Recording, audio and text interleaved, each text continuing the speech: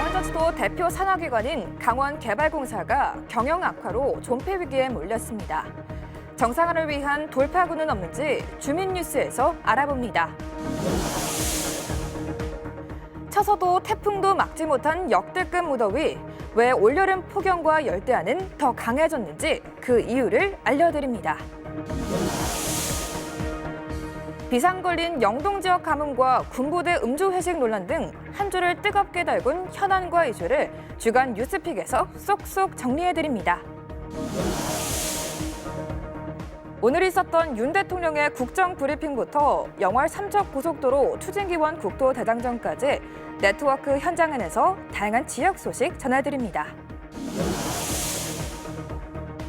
김시성 제11대 도의회 후반기 의장과 함께 강원특별법 3차 개정안 통과를 위한 도의회의 역할, 지역 발전을 위한 소통과 협치 방안 이야기 나눠봅니다. 네, 시청자 여러분 안녕하십니까? 뉴스 그 이상의 뉴스, G1 뉴스쇼 김우진입니다.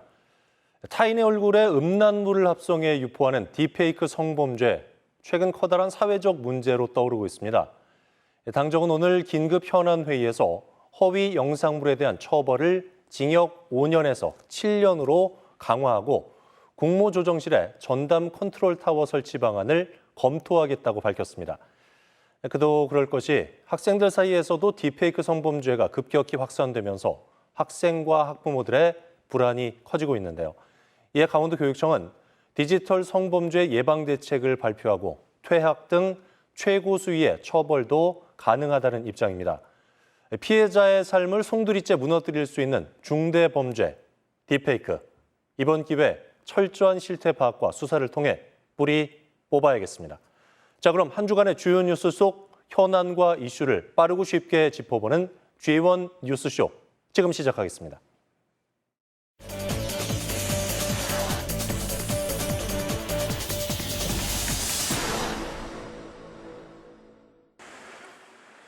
도민 복지 향상과 지역 발전을 위해 1997년 강원자치도 출자로 설립된 강원개발공사. 도와 도내 18개 시군의 공공사업과 택지개발, 공공주택 공급사업 등을 펼쳐왔는데 평창 알펜시아 리조트 개발 사업 직후부터 10여 년간 재정 압박에 시달리고 있습니다. 특히 지난해의 경우 부채만 6,664억 원으로 부채 비율이 700%를 넘겼습니다. 부채 비율이 높은 탓에 강원개발공사는 행정안전부가 실시한 경영평가에서도 하위 등급인 라등급을 받았습니다. 경영 개선 시급성이 높은 전국 7개 기관에도 포함돼 경영 진단까지 받아야 합니다. 그나마 강원자치도의 옛 농업기술원 부지 출자와 함께 강원개발공사의 강도 높은 비상 경영 효과로 현재 부채 비율은 410%로 조금 낮아진 상태. 하지만 오는 9월 말 행정안전부로부터 공사채 1,600억 원의 상환기간을 연장하는 차환 신청을 위해서는 부채 비율을 300% 아래로 떨어뜨려야 합니다. 차환에 실패할 경우 만기가 도래하는 채권을 막을 방법이 없어 최악의 상황까지 맞이할 수 있습니다. 이에 강원개발공사는 강도 높은 경영 개선 등으로 2년 연속 흑자 달성을 눈앞에 두는 등 최선의 노력을 다하고 있다며 도와 함께 부채 비율 감축을 위한 추가 출자 등 다각도의 노력을 기울이고 있다고 밝혔습니다. 비상경영 등 강력한 자구책 마련에도 10여 년간 쌓인 부채로 존폐 위기에 빠진 강원개발공사. 추가 출자와 신사업 발굴 등 특단의 조치를 통해 정상화에 성공할지 주목됩니다. G1 뉴스 박명훈입니다. 네, 방금 리포트에서 보신 것처럼 강원개발공사가 극심한 경영난으로 존폐 갈림길에 서 있습니다. 어쩌다가 상황이 이렇게까지 왔고 해결책은 없는지 주민뉴스 통해서 그 속사정 속 시원하게 짚어보도록 하죠. 박명훈 기자 나와 있습니다. 어서 오십시오. 안녕하세요. 강원개발공사 하면은 지역개발에 앞장서는 강원도 대표 산하기관이지 않습니까? 어떻게 상황이 이렇게까지 악화된 건가요? 네, 강원개발공사가 처음부터 이렇게 부채가 3천억 원이 넘는 부실한 기관은 아니었습니다. 튼튼한 재정을 기반으로 2008년까지만 하더라도 연간 수십억 원의 배당금을 강원자치도에 지급했는데요. 평창올림픽 개최를 위한 알펜시아 리조트 개발 사업을 하면서 재정 상태가 꼬이기 시작을 했습니다. 건설 비용과 향후 운영 비용까지 모두 강원개발공사가 떠안았는데 그만큼의 수익이 나오지 않으니까 부채가 한때 1조 원을 넘어서기도 했는데요. 악순환이 매년 반복되면서 부채율은 700%를 넘었고 현재는 410%로 조금 낮춰졌지만 아직까지도 부채율이 높은 상황입니다. 도의회에서도 관련 지적이 이어졌는데요. 영상 보시죠. 안타깝지만 2023년 12월 말 기준 강원개발공사의 부채 비율은 706%에 이릅니다. 지난해 9월 기준 부채 비율은 한때 2200%가 넘을 정도로 극심한 경영난에 시달리고 있다고 할 수 있을 것입니다. 자, 그렇다면은 이 문제 해결책은 없습니까? 있습니다. 바로 출자인데요. 출자액이 늘어나면 부채율은 줄어들게 됩니다. 한번 표를 보시면 예.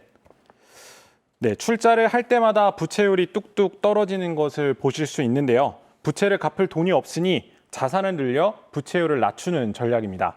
2023년 9월 부채율이 2295%에 달했는데 원주의 드림랜드 부지를 출자받으면서 706%로 떨어졌습니다. 올해도 몇 달 전까지만 하더라도 부채율이 682%였는데 옛 농업기술원 부지를 출자받으면서 현재 410%까지 감소해 있는 걸 보실 수 있는데요. 이렇게 부채율이 감소하다가 200% 미만으로 떨어지게 되면 공사채를 추가로 발행해 신규 사업을 할 수 있습니다. 신규 사업을 할 수 있으면 수익을 창출할 수 있고 그 수익을 통해 부채를 갚을 수 있는 구조가 완성됩니다.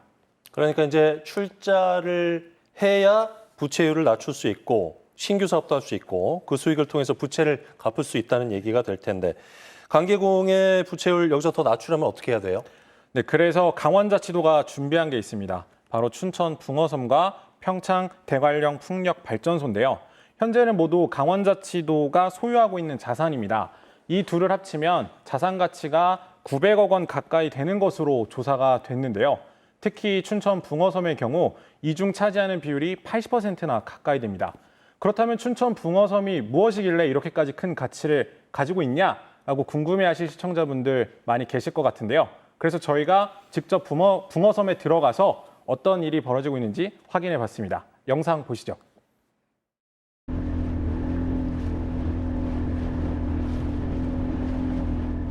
네, 붕어섬은 춘천에 있는 작은 섬입니다. 마치 섬의 생긴 모양이 물고기인 붕어를 닮았다고 해서 붙여진 이름인데요. 섬이다 보니까 이렇게 배를 타야지만 들어갈 수 있습니다. 자, 그럼 지금 붕어섬으로 들어가 보겠습니다. 하늘에서 보니 정말 물고기 붕어와 똑 닮았는데요. 빛에 반짝이는 태양광 모듈이 꼭 비늘 같기도 합니다. 네, 이제 붕어섬에 들어왔는데요. 보시는 것처럼 태양광 시설이 이렇게 빼곡하게 자리 잡고 있습니다. 이 섬의 면적은 31만 제곱미터, 설치된 태양광 모듈은 3만 7천 개가 넘습니다. 연간 발생하는 발전 수익도 30억 원 가까이 됩니다. 자산도 수익도 부족한 강원개발공사 입장에서 춘천 붕어섬은 반드시 필요한 자원일 수밖에 없습니다. 감정가만 720억 원이 넘는 춘천 붕어섬. 강원개발공사는 바로 이곳을 신재생 에너지 사업의 전진기지로 삼겠다는 계획을 밝혔는데요. 하지만 해결해야 될 과제도 만만치 않습니다. 자, 문제 관련돼서 해결해야 될 과제가 있다고 하셨는데 어떤 겁니까? 네, 출자를 통해 신재생 에너지 사업을 선도하겠다. 아주 좋은 계획인데요. 네. 하지만 당장 다음 주에 열리는 강원자치도 의회 임시회에서 출자안을 승인을 받아야 합니다. 아무리 도 산하기관이라고 하지만 도의 재산을 넘겨받는 만큼 도의회의 승인이 필요한 건데요. 그런데 도가 강원개발공사에 출자를 해준 것이 이번이 처음이 아니다 보니까 도의회 안에서도 언제까지 계속 출자를 해줘야 되냐 이런 우려의 목소리가 커지고 있습니다. 물론 춘천 붕어섬이 도의 재산인 만큼 신중해야 되겠지만은 어떤 점이 가장 우려된다는 거예요? 그러니까 도의 자산도 예. 얼마 없는데 예. 언제까지 이렇게 자산을 퍼줘야 되냐 이런 지적이 나오고 있는 건데요. 2018년부터 1,000억 원이 넘는 출자를 해줬고 이번 출자안까지 합한다면 2,000억 원 가까이 재정이 투입되게 됩니다. 근본적인 개선 없이 계속 이렇게 출자만 해주는 것이 과연 합당하냐 이런 우려가 나오는 이유기도 한데요. 이런 우려를 불식시키기 위해서는 강원개발공사가 출자를 통해 낮아진 부채율을 통해 추가 공사채를 발행해 공공개발 사업을 시행하고 그로 인해 수익을 발생시켜 부채를 감소시키는 것이 매우 중요합니다. 이번 기회를 통해 강원개발공사가 정상화되고 공공개발사업 수행이라는 강원개발공사의 본연의 역할에 다할 수 있기를 기대합니다.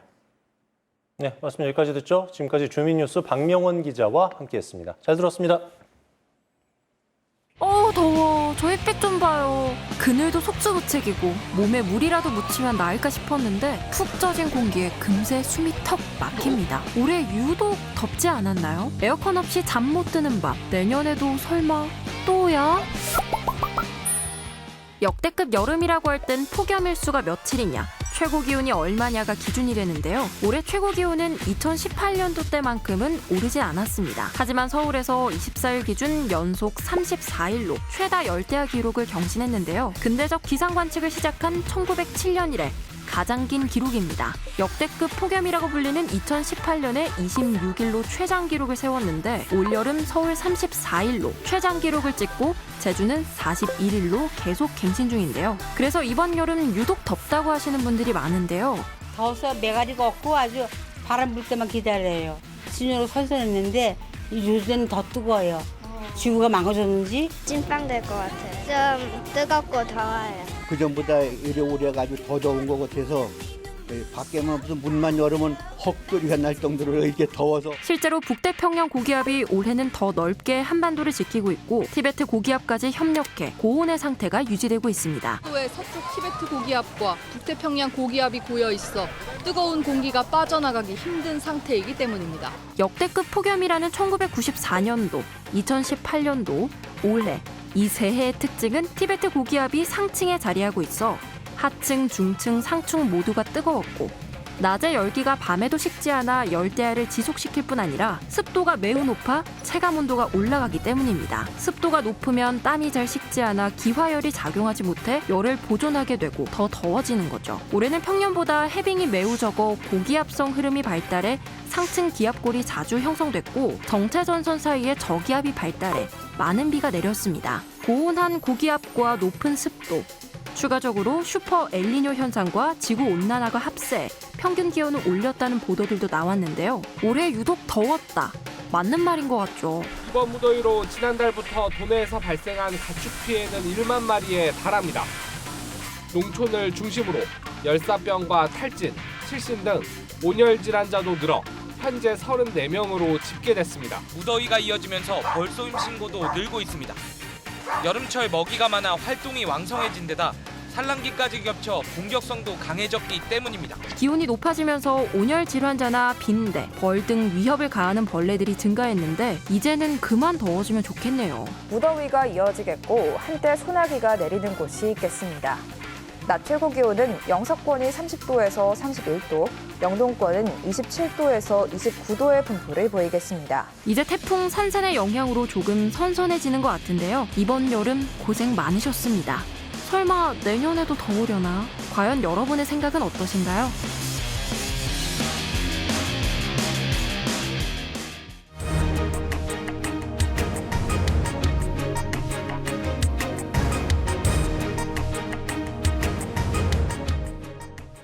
네, 한 주간의 뉴스 가운데서 가장 뜨거운 현안과 이슈만을 골라 정리해드리는 시간입니다. 주간 뉴스픽, 주연방송 보도국의 홍소표 국장과 함께하겠습니다. 어서 오십시오. 네, 안녕하세요.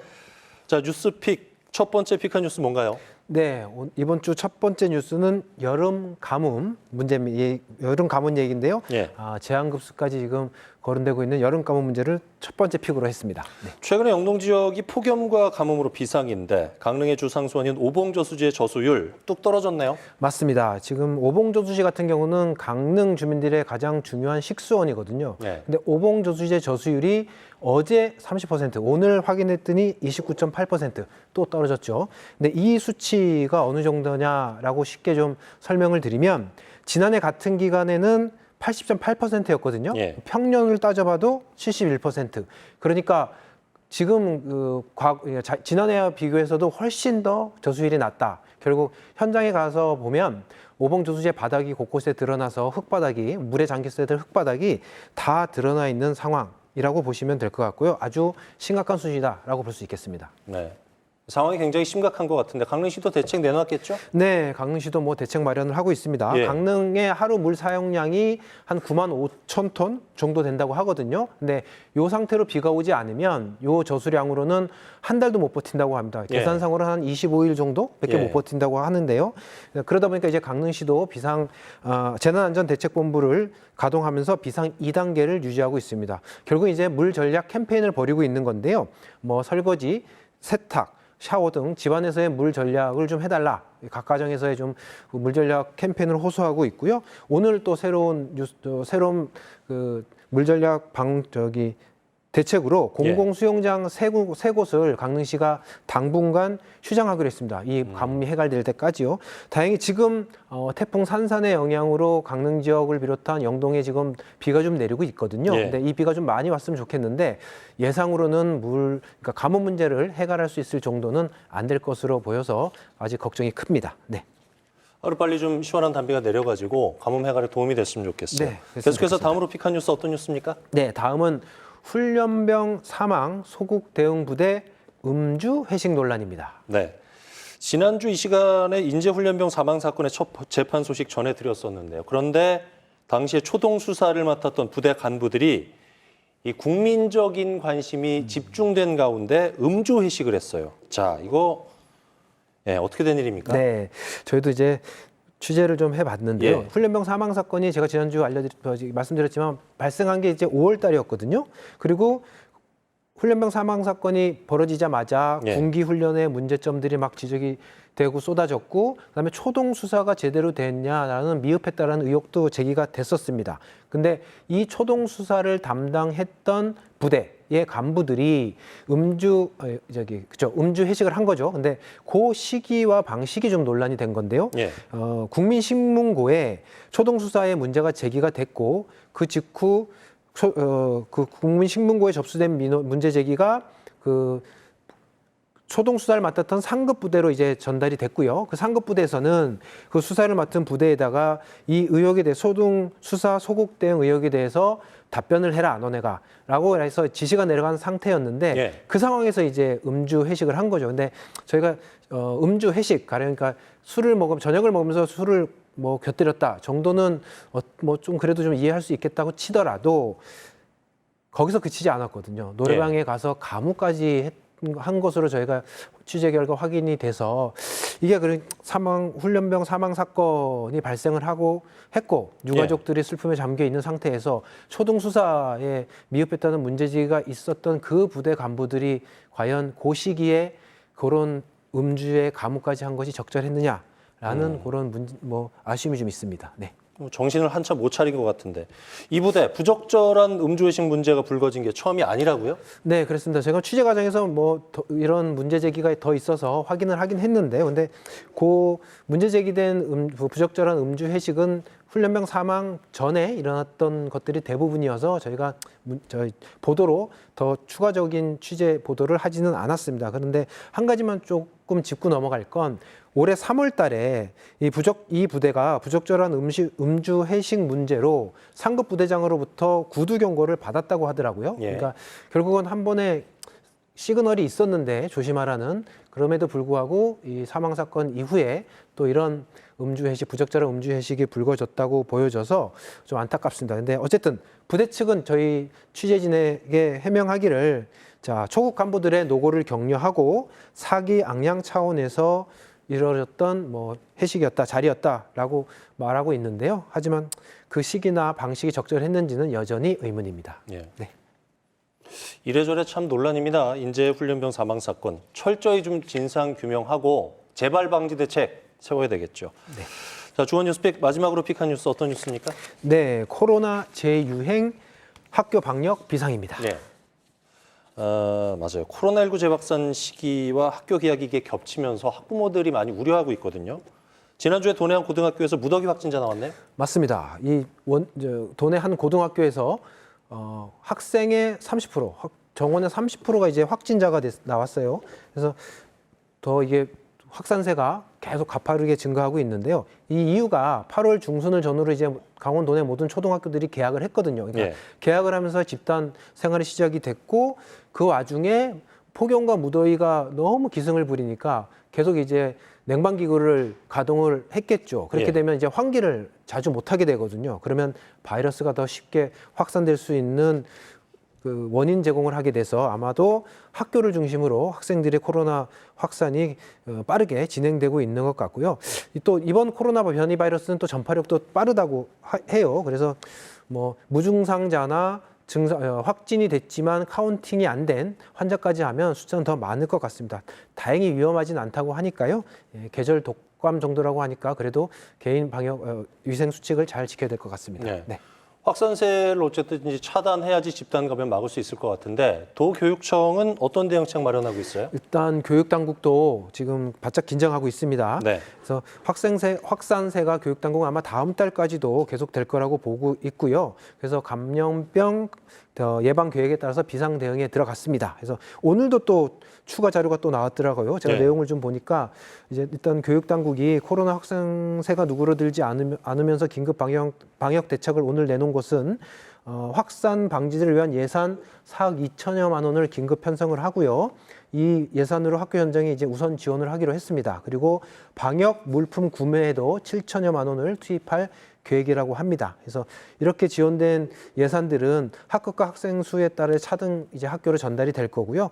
또 유치원의 경우는 최대 50만 원, 또 초, 중, 고등학교는 최대 150만 원까지 지원을 해서 어쨌든 최대한 방역 차단에 나설 계획이라고 하는데요. 정리하면 학교에 각급 학교에 방역 물품이 있는지를 비축 현황을 확인을 하고 모자르면 바로 지원을 해주고 또 확진이 된 학생들은 등교를 하지 않아도 진료 확인서나 진단서 등을 제출하면 그로 가름해주고 그렇게 해서 잘 대응을 해 나가겠다는 게 교육 당국의 지금 대책입니다. 그래서 네. 예전과 같은 대유행은 없겠지만 아까 서두에도 말씀드렸지만 철저한 개인 위생 그리고 학생들 스스로도 손을 자주 씻는 그런 개인 위생 관리가 중요할 것 같습니다. 그러게요. 네. 추석 명절 앞두고 있지 않습니까? 네네. 예, 코로나19 예방과 확산 방지에 각별히 주의를 기울여야겠습니다. 네. 지금까지 주간 뉴스픽 홍서표 보도국장과 얘기 나눠봤습니다. 잘 들었습니다. 네, 감사합니다.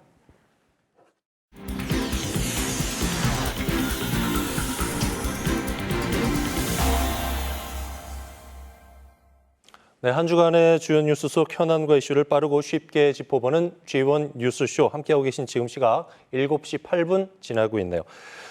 이번 순서 네트워크 현장 N이에요. 오늘은 서울과 영서지사 연결해서 다양한 소식 살펴볼까 합니다. 서울지사 연결해서 중앙정가 소식부터 알아보죠. 김도환 기자. 네, 국회입니다. 오늘 오전이었죠. 윤석열 대통령의 국정브리핑이 있었어요. 네, 지난 6월에 이어서 두 번째 국정 브리핑이었습니다. 지난번엔 동해에서 석유가 나올 가능성이 크다는 내용이었는데 이번엔 말 그대로 국정 브리핑이었습니다. 국정 주요 현안에 대해서 대통령이 직접 설명하고 기자들 질문에 답변했습니다. 4대 개혁과 저출생 대책이 핵심이었습니다. 연금개혁은 국회에서 논의했던 보수 조정이 아니라 근본적인 구조개혁이 필요하다고 했고 의료개혁에 대해서도 증원 문제는 이미 마무리됐다고 말했습니다. 의대 증원은 여당에서도 완급 조절을 이야기하고 있는 만큼 정부의 개혁 방향에 대한 확신과 의지를 대통령이 직접 강하게 밝힌 것으로 보입니다. 윤 대통령은 특히 지역 균형 발전을 강조했습니다. 저출생, 인구 절벽 문제는 결국 지역 균형 발전이 해법이라고 말했습니다. 수도권 집중을 극복하고 사람과 기업이 지역으로 오게 해야 하는데 이러려면 지역의 정주 여건이 나아져야 한다고 말했습니다. 윤 대통령은 지역 균형 발전과 인구 위기 극복이 사회 전반 모든 문제에 걸쳐 있다면서 이를 종합적으로 조정할 인구 전략 기획부를 조속히 출범시키겠다고 밝혔습니다. 오늘 국정 브리핑에 대해 국민의힘은 국민과 직접 소통하기 위한 윤 대통령의 적극적인 의지가 보였다면서 이에 정치권이 화답할 때라고 밝혔습니다. 반면 민주당은 대통령의 인식이 국민과 얼마나 동떨어져 있는지만 확인했다면서 국민을 더욱 절망스럽게 만들었다고 평가했습니다. 민주당이 얼마 전에 전당대회 끝내고 이재명 2기 체제 들어갔는데요. 강원도 의원들이나 연고 의원들 변화가 있습니까? 민주당 소속 강원도 의원은 송기현 의원, 허영 의원 이렇게 둘입니다. 친명은 아니지만 딱 잘라서 비명이다 이렇게 이야기하기도 좀 어려울 정도로 그간 중립적인 자세를 취해왔던 게 사실인데요.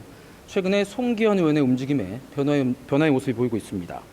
친문계 싱크탱크인 민주주의 4.0이 어제 사람 사는 노무현 시민센터에서 정기총회를 열고 새 정비를 했는데 송기현 의원이 이사장에 선출됐습니다. 전임 이사장은 친문 핵심으로 꼽혔던 전해철 의원이었습니다. 민주주의 4.0 연구원은 2020년 김대중 전 대통령의 평화 사상과 노무현 전 대통령의 민주주의 가치를 이어받자면서 출범했습니다. 어제 총회에도 원내외 친문계 인사가 대거 참석했습니다. 때문에 이번 민주주의 4.0의 재정비는 민주당 내 비주류가 세력화를 시작했다는 전망도 나오고 있습니다. 송기현 의원은 이재명 대표와 사법연수원 동기로 친명은 아니어도 멀지 않게 연을 이어오고 있었는데요. 이재명 2기에서는 이른바 1급 체제를 견제하기 위한 역할에 무게를 두고 있는 것 같아 보입니다. 네, 최근에 강원도에서는 양구댐 신설, 화천댐 용수 공급 문제 때문에 반발이 아주 극심합니다. 국회에서도 관련 입법 추진되고 있죠? 네, 춘천 지역구 민주당 허영 의원이 대표 발의했습니다. 물값 제대로 받기 4법입니다. 자꾸 희생만 강요하지 말고 먼저 대제로 된 보상부터 하자는 취지의 법안입니다. 대량으로 수자원을 쓰는 곳에 취수 부담금을 부과해 유역관리기금을 조성하고 물관리 재원으로 쓸 수 있게 했습니다. 댐 주변 지역 특별회계를 설치해 수몰 이주민과 지역 주민에 대한 피해 보상이 댐 건설 이후에도 계속될 수 있도록 했습니다. 허영 의원은 수자원은 공공재인데 생산하는 곳과 이용에 따른 편익이 제각각이라면서, 그러니까 물 대주는 곳 따로, 득보는 곳 따로 있다면서 법으로 균형을 맞출 필요가 있다고 강조했습니다. 네, 지난주에 폐광 대체 산업을 위한 특별법 소식 전해주셨는데요. 이번 주에도 폐광지 관련 행사가 국회에서 열렸다죠? 네, 기억해야 할 마지막 광부 사진 전시회가 국회에서 열렸습니다. 오늘 폐막했는데요. 대한민국 발전을 이끌었던 광부들의 희생을 기려보자는 취지에서 마련됐습니다. 이철규 의원실과 사단법인 석탄산업전사 추모 및 성역화 추진위원회가 함께 주최했습니다. 폐광지 주민이나 강원랜드 관계자는 물론이고 다른 지역 국회의원들도 대거 참석했습니다. 특히 지난 총선 때 친한계로 친윤 이철규 의원과 각을 세우기도 했던 충남 보령 지역구 장동혁 의원도 참석해 폐광지 위기에 대한 뜻을 같이 했습니다. 이런 국회 행사는 꼭 전시에만 목적을 둔 건 아닙니다. 여러 관계자들과 다른 지역 국회의원에게 폐광지 현실을 알릴 수 있고 폐특법 개정이나 폐광지 대체 산업을 위한 지원 여론을 환기시킬 수가 있기 때문에 전시회 규모는 작아도 의미는 큽니다. 지금까지 국회에서 전해드렸습니다. 네, 김도환 기자 잘 들었습니다. 계속해서 원주에 있는 영서지사 연결해서 자세한 소식 살펴보죠. 윤수진 기자. 네, 영서지사입니다. 네, 30년째 지지부진한 영월 삼척 고속도로의 예비 타당성 조사가 곧 끝나죠. 개통을 기원하는 폐광 지역 주민들이 한마음으로 수십 킬로미터의 국토대장정에 나섰다고요? 네, 말씀하신 영월 삼척 고속도로는 경기도 평택에서 삼척까지 연결하는 동서 육축 고속도로의 마지막 구간입니다. 교통망이 열악한 강원 남부권이 사활을 걸고 있는 사업이기도 한데요. 예타 결과는 이르면 다음 달 중 나올 전망입니다. 말이 수십 년이지 사실 예타까지 오는 데만 30년이 걸렸습니다. 전국에서 고속도로 밀도가 가장 낮은 강원도에서도 정선과 태백, 삼척과 영월 등 4개 폐광 지역은 한 곳도 고속도로가 지나지 않습니다. 소위 내륙의 섬으로 불릴 만큼 접근성은 최악인 상황입니다. 전국이 전부 다 고속도로망이나 철도망으로 완전히 거미줄처럼 이어져 있는데 지역에 사는 입장으로서 좀 그렇게 좀 뭐랄까 좀 이렇게 기가 죽는다 그럴까 이런 면도 없잖아 있고요.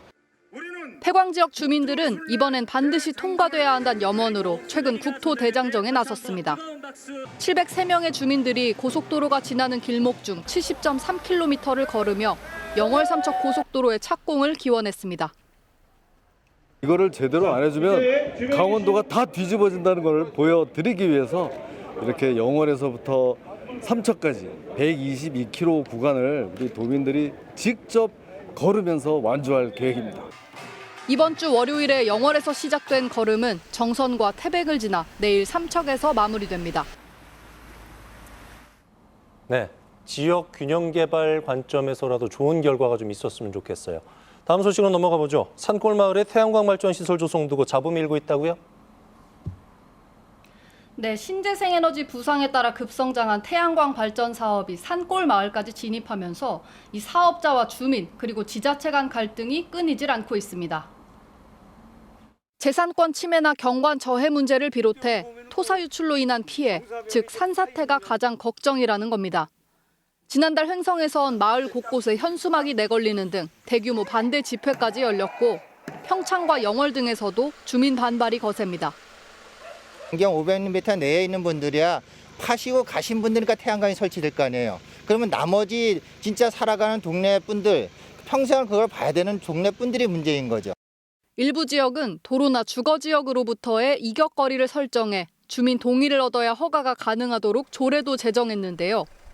주민들은 조례로는 부족하다는 입장인데다 지역마다 이런 규제도 상이해 중앙정부 차원의 법제화가 필요하다는 지적이 나오고 있습니다.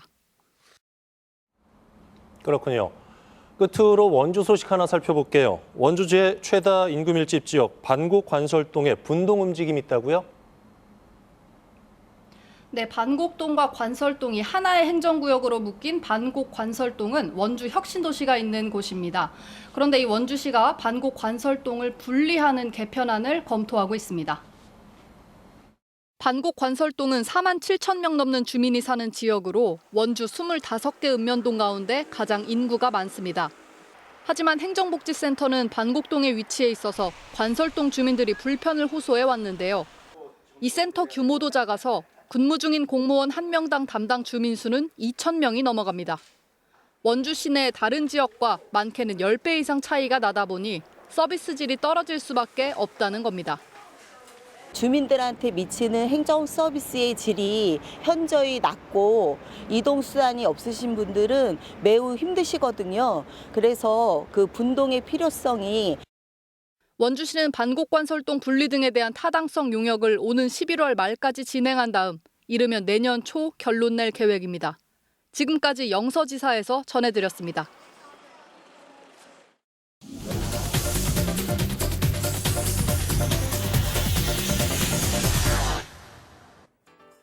알아두면 쓸모있는 정보, 알쓸 정보를 전해드리는 뉴스쇼 브리핑 아나운서 이가은입니다. 요즘 전동 킥보드 사고 소식 많이 접하셨을 텐데요. 최근 한 연예인의 전동 스쿠터 사고부터 10대들의 아찔한 전동 킥보드 사고까지 연이어 발생하고 있습니다.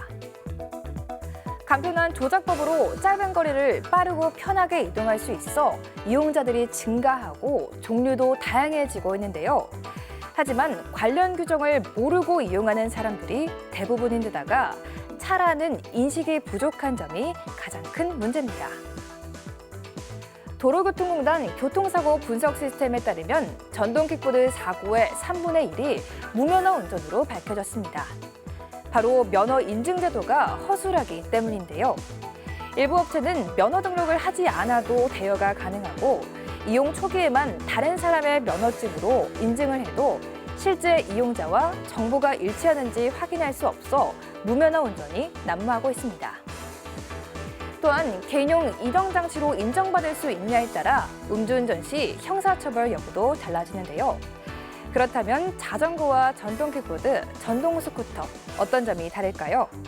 현행 도로교통법에 따르면 자전거와 전기 자전거는 면허 소지 의무가 없지만 전동 킥보드와 전동 스쿠터는 꼭 면허가 있어야 합니다.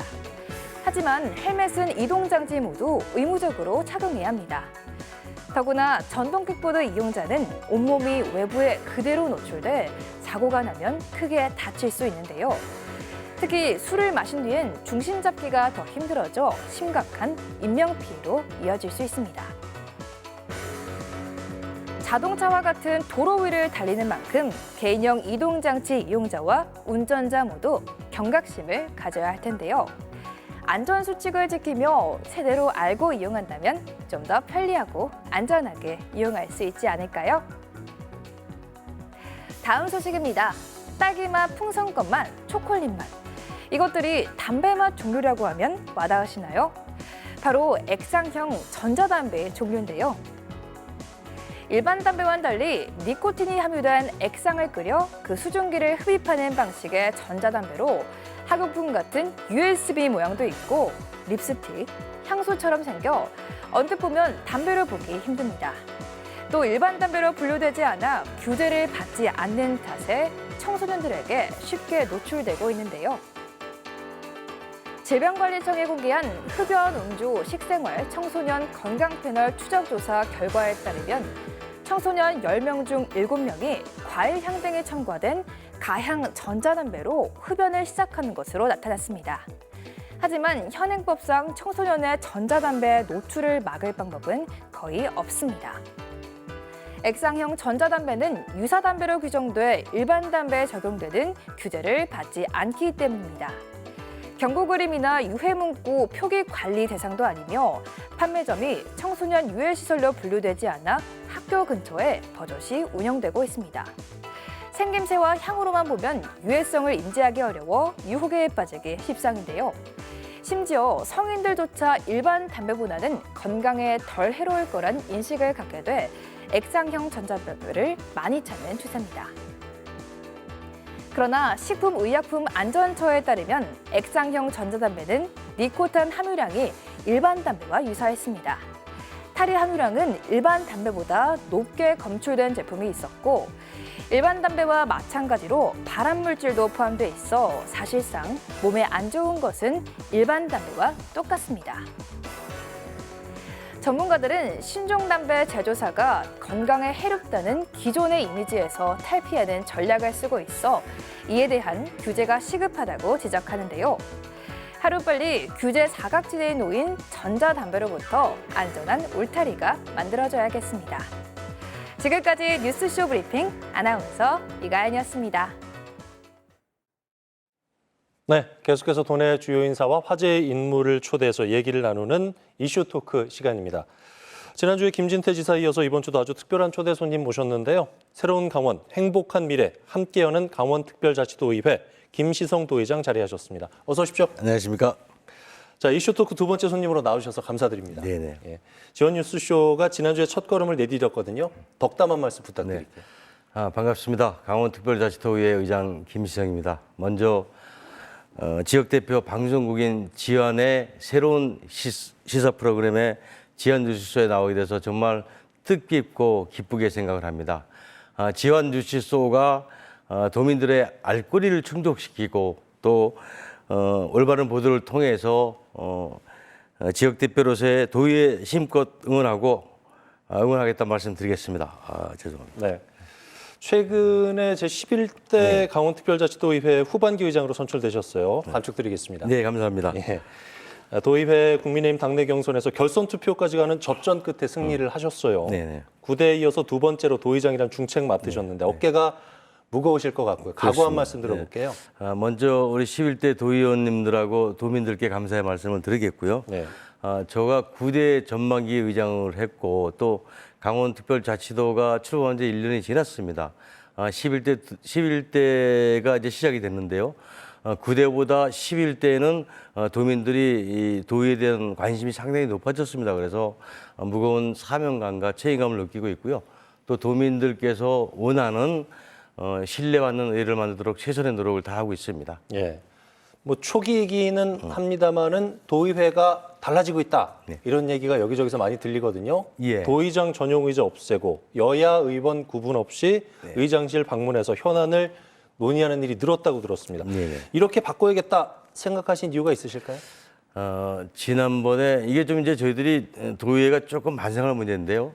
올해 초에 그 국민권익위원회에서 지방의회 청렴도 조사를 했습니다. 네. 그때 우리 강원도의회가 조금 좋지 않은 평가를 받았습니다. 이게 무슨 뜻이냐면은 의원들의 막말이라든가 또 이제 의원들의 권위의식 때문에 또 언론에서 많은 비판을 받아왔습니다. 그래서 이걸 좀 개선해야 되겠다고 생각을 했고요. 그래서 의장부터 좀 권위를 내려놓으면은 의원들도 권위를 자연스럽게 내려놓음으로써 또 직원들과 소통도 하고 도민들과 소통도 하면은 이런 것들이 좀 잘 해결되겠다 해서 시작이 됐고요.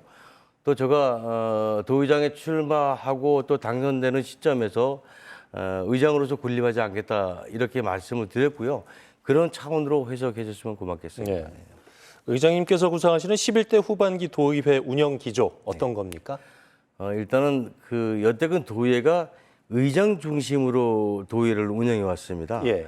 그래서 저는 이거로서 좀 상임위원회 중심으로 좀 의회 운영을 좀 바꿔보려고 합니다. 왜냐하면은 의장은 한 명이지만 상임위원회는 48명의 의원들이 있습니다. 예. 이분들은 지역을 대표해서 이제 도의회에 올라와 있고요. 또 그 지역의 그 주민들하고 많은 소통을 합니다. 이런 소통을 상임위원회에서 뭐 활기찬 토론을 통해 가지고 이런 좋은 안들을 집행부에 전달하는 게 우리 도의원들의 역할이거든요.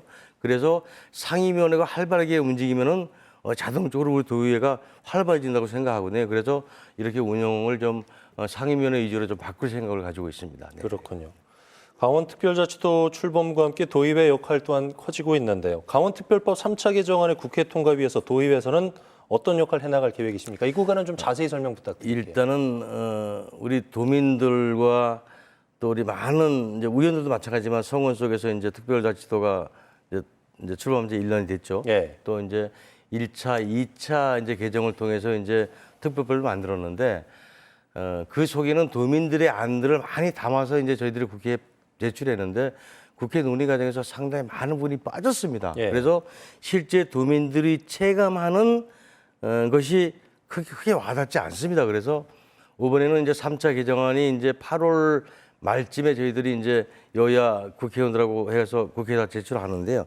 여기에는 이제 뭐 자치재정권이라든가 상속세 등 조세 감면 관계라든가 또 강원랜드 규제 완화 등 이런 것들 도민들의 피부에 와닿는 안들을 저희들이 많이 그 속에다 담았습니다. 그래서 이것을 어떻게 통과시키겠다는 말씀을 드리고요. 또 우리 도의회가 이제 여야가 이렇게 있지만은 요건에 대해서는 여야 구분 없이 정말 민주당하고 우리 국민의힘하고 힘을 합쳐서 국회도 찾아가고 그래서 당위성도 설명하고 그래서 좀 특별법을 통과할 수 있게끔 저희들이 최대한 노력을 다할 생각을 갖고 있습니다. 네. 그렇죠. 강원특별자치도 발전 위해서는 또 여야 할 것 없이 똘똘 뭉쳐야 하지 않을까라는 생각이 들고요. 하지만 도의회 다수당이 여당이고 네. 도지사 역시 여당 소속이다 보니까 우려의 시선도 좀 존재하는 것 같아요. 네. 의장님, 도집행부에 대한 견제와 감시 그리고 여야 간 협치 등은 어떻게 풀어갈 계획이십니까? 일단은 저는 도의회 존재 이유가 하나라고 생각합니다. 네. 집행부를 견제하고 감시하고 또 좋은 대안들을 제시하는 것이죠. 지사께서 우리 의회 다수당의 소속이라고 하지만은 우리 당 소속 의원들은 그런 생각을 갖고 있지 않고요. 지사께서 잘못하는 부분은 저희들이 과감하게 정말 견제할 것으로 약속을 드리고요. 또 지사가 잘하는 거 있으면 저희들이 적극적으로 돕겠다는 말씀을 드리겠습니다. 그리고 여야 간 협치는 저는 어느 때보다 잘 되고 있다고 생각을 합니다. 예. 왜냐하면 상임위원장이나 의장단에 민주당 몫으로 부의장 몫을 하나 줬고요. 또 가장 중요한 예산결산위원회 부위원장을 또 민주당 몫으로 배정을 했습니다. 그래서 그 어느 때보다 잘 협치가 이루어졌다고 말씀을 드리겠고요. 도민들께서 너무 걱정 안 하셔도 될 것 같습니다. 네.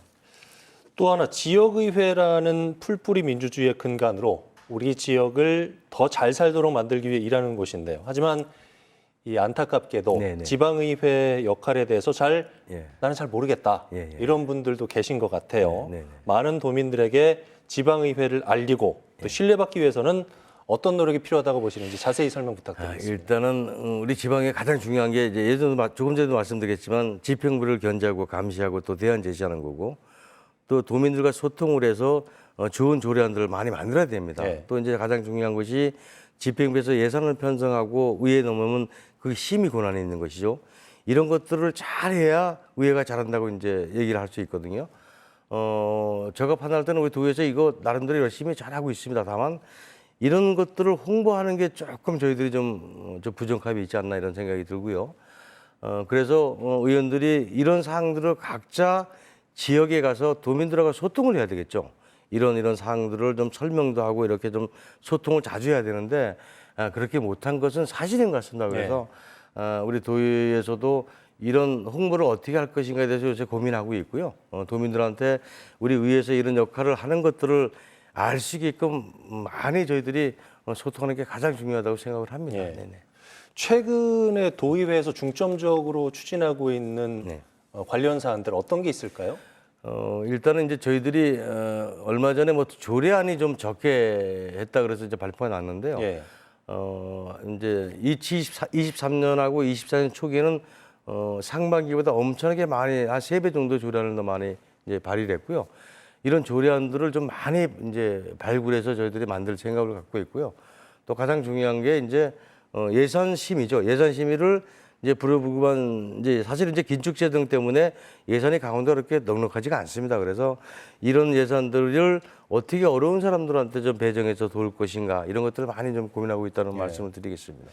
9대 의장 맡으실 때랑 11대 의장 맡으실 때랑 좀 감회가 다르실 것 같은데 어떠세요? 일단은 9대 때는 이제 사실 좀 이제 뭘 모르고 좀 했는데 이제 두 번째 하다 보니까 여러 가지 이제 눈에 보이는 것들이 상당히 많습니다. 그래서 물론 이제 경험이 있어서 편하겠다 이렇게 생각하는 사람들도 있지만 좀 불편한 점도 사실 있습니다. 그래서 그때보다 잘해야겠다는 이런 이제 강력받는 사람이 있는 거죠. 그래서 나름대로 열심히 하고 있는데 그건 나중에 도민들이 평가를 잘 해주시겠죠. 뭐. 끝으로 도민 여러분께 드리는 당부 말씀 자세히 부탁드리겠습니다. 우리 존경하는 도민 여러분, 저는 의장 경선 때 이런 말씀을 드렸습니다. 부드러운 리더십과 겸손과 배려의 마음으로 의회를 이끌어가겠다고 말씀을 드렸는데요.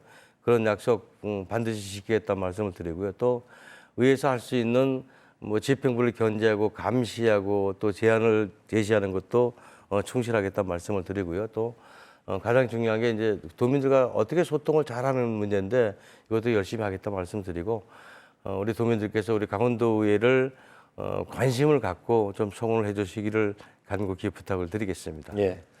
자, 오늘 바쁘신데도 불구하고 이슈 토크에 나와주신 의장님 감사드립니다. 앞으로 소통과 협치를 통해서 강원특별자치도 발전과 신뢰받는 도의회를 위해 힘써주시기 바랍니다. 지금까지 김시성 도의장과 얘기 나눠봤습니다. 오늘 말씀 고맙습니다. 감사합니다. 네, 아침에는 제법 좀 선선해졌지만은 폭염과 열대야 때문에 아직도 에어컨을 좀 많이 틀게 되는 것 같아요. 그래서인지 최근 도내 곳곳에서 에어컨 멀티탭하고 실외기 등에서 화재 사고가 잇따르고 있다고 하네요. 실외기에 이물질 이런 거 박힌 부분 없는지 평소와 다른 점 없는지 한번 좀 살펴보시는 거 필요하겠습니다. 뉴스 그 이상의 뉴스 G1 뉴스쇼. 저희는 다음 주에도 알찬 소식으로 찾아뵙겠습니다. 편안한 저녁 시간 보내십시오. 고맙습니다.